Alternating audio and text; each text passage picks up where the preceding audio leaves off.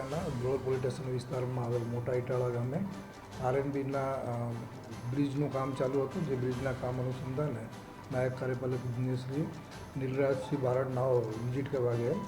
Visit કરતી વખતે કામ બાબતે નાયબ કાર્યપાલક ઇજનેર દ્વારા કોન્ટ્રાક્ટરને ટકોર કરતાં કોન્ટ્રાક્ટર દ્વારા મારવાનો બનાવ બનેલા અનુસંધાને કાર્યપાલક ઇજનેર દ્વારા ધ્રોલ પોલીસ સ્ટેશનની અંદર ફરિયાદ કરવામાં આવેલ છે.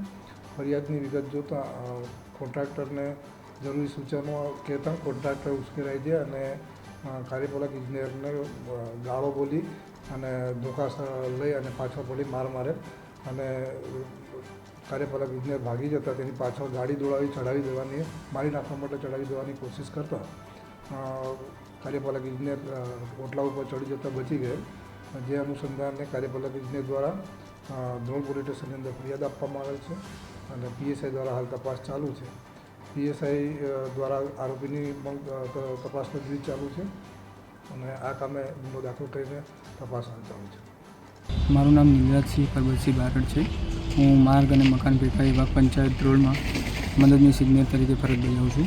ગઈકાલે 7/8/24ના રોજ ઇટાળા ગામે ચાલતા માઇનોર બ્રિજના કામમાં ચકાસણી કરવા જતાં અને ત્યાં હાજર અમિતભાઈ ઝાલાને કામ બાબતે ટકોર કરતાં નિયમ અનુસાર કામગીરી કરવાનું જણાવતા ઉશ્કેરાઈ ગાળાગાળી કરેલ, મારી નાખવાની ધમકી આપેલ અને એના બનતા પ્રયત્નો કરેલ.